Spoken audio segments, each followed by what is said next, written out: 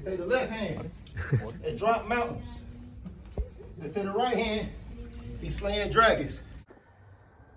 The untouchable True School Sports Empire proudly presents something the boxing game's missing. Hey, what's going on? It's your boy BT, and I came here to talk some boxing with the thousands of True School Sports subscribers. All right, so we got another day, another week in the Angel Leo training camp upon us, and we got some good sparring today, so I'm really excited about that. But before we get to the gym and the day gets started and everything gets kind of crazy, let me come on here and give you guys a nice little two-parter, talk to you guys a little bit about Carlos Adames and Ammo, and then the other part will be Lester Martinez and Pro Box TV and the Emmanuel Alim fight and the box office hit that was for not just Guatemalan boxing, but boxing at large. So let's start with Adames and Ammo Williams.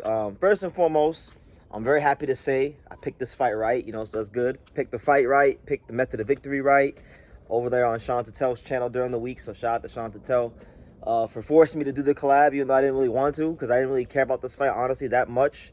But I must say, in going back and watching the fight and seeing the performance that Adames did have, I gotta say, man, and I've always known this about Adames. I've always known how skillful he was, and I've always known how skillful Carlos Adames is. But it really, for some reason, this fight, it really just dawned on me more because.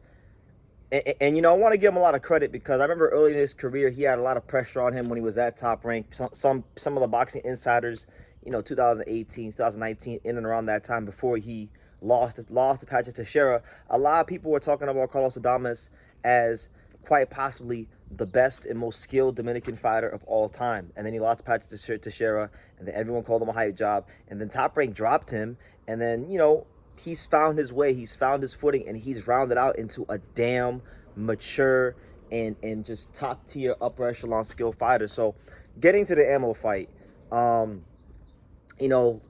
was everything I thought he'd be for Ammo as far as in the skills department. I thought, when you break down the fundamentals, their balance, their jabs, punch placement, punch selection, all that stuff, he was better than Ammo. That was a layup. That was, you could be as blind as me and see that. However, what surprised me about Adames in this fight was his gas tank because, Ammo Williams is the younger, fresher guy. He's been fighting more often. Adames, one of the things that he's known for, or at least that he was known for earlier in his career, was ballooning up in weight in between fights, having these really tough and sharp weight cuts. But that didn't seem to be an issue in this fight, and it hasn't seemed to be an issue for him for a little bit of time now. He's put together really good performances, against the likes of Shiraz, now Ammo.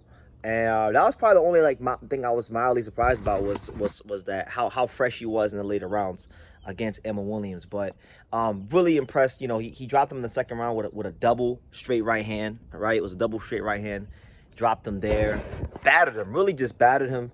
And, credit to Ammo. Ammo was very tough and durable, and he was determined to win. And he did the best he could with what he had, but what he had was not enough at this present time for this level. And he needs to go back to the drawing board and figure some things out. But Adames, to me, guys, like I said, I was watching the fight. I went back and I watched it, and I was like, damn, it really is a shame that Johnny Beck and him never got a chance to fight, and it's a shame that Johnny Beck tested positive for PEDs and all this stuff, because that fight's never gonna happen. That would have been a damn great fight. It really dawned on me watching them fight for some reason that how great of a fight that would have been.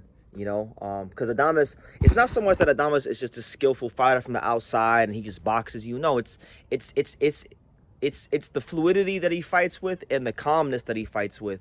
And he does a very good job of transitioning from being on long range and then being on the inside, and he's so just calm in there, blocking shots and countering and these kind of things, and he's got a deep bag of skills, and it showed in this fight, and it showed throughout the duration of his career. It's showing as his career matures. So moving ahead and looking forward, he's now made the third successful defense of the title. What could be next for Adames? Because he might be it's very possible he might be the best middleweight on the planet, but right now, let's be real, what does that really mean? Johnny Beck's not going to be in the weight class much longer, if at all.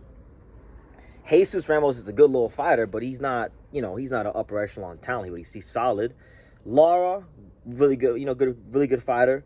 And then you look at the rankings, and there's some good little fighters. There's some talented guys, but is there anybody truly like that you could say is gonna be that fight for Adames? I mean, I know you got Yohan Elise Hernandez, who a lot of the boxing hipsters are very high on and look at to be the next big thing for Cuban boxing in the middleweight division, and he might be. We'll see how it goes in his career. Maybe that becomes a fight. But really, if I'm Adames, right? If you're Carlos Adames and you're looking for the big fights, because he's mentioned potentially having that ability to go up to 168, which I think he could go to 168, be just fine up there. If he goes to 168, you obviously got the names like Canelo, like Billy, Lester Martinez, Jaime Munguia, Diego Pacheco, and the list goes on and on and on. I don't even throw my boy Ian Green's name in there. Shout out to Ian Green and Roy Jones. But 168, I think I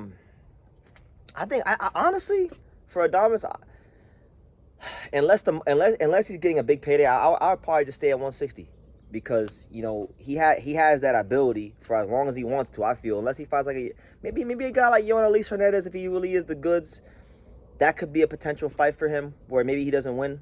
But I don't know. I think if Adames wants to, at 160, he has the skills, the ability, the talent, everything to reign for at least another couple years. I really think so. He's got 3 defenses now.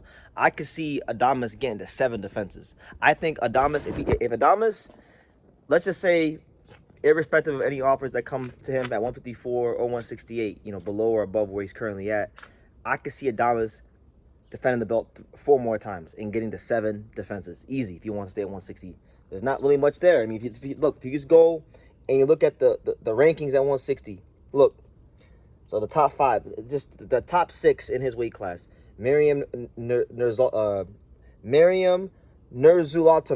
decent fighter.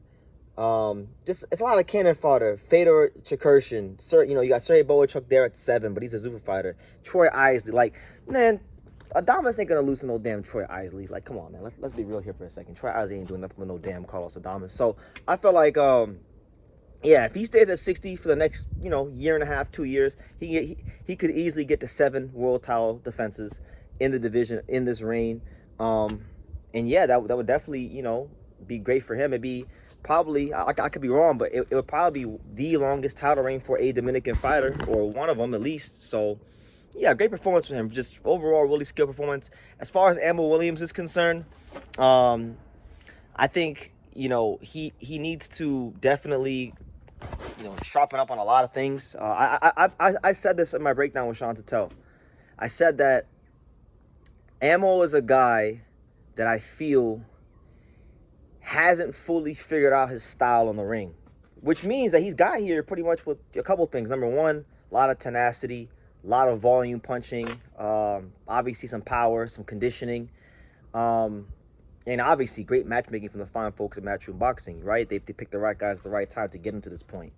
But sometimes I feel like, he's caught in between 2 styles, and I think he needs to smooth some things out, because when you fight these top upper echelon guys, everything gets found out. Everyone at the top is very good, so everything gets found out. Everything from where you're holding your hand, whether it's here or it's here, how you slip punches, how you feint, where you throw your jab from. All those things, everything matters. So he needs to figure out, what things to smooth out with his coach Kevin Cunningham, and just come back better. And he can go. I think the route for him to go would probably be like the WBO route or the IBF route. There's not that much smoke there, so 1 or 2 wins, boom, you're right there back in on the Dover World title shot. So I'm sure he'll come back better, but definitely a spirited performance. You could tell he definitely took this fight serious. Had a real serious training camp. So an A for effort, but just needs to smooth out the skills.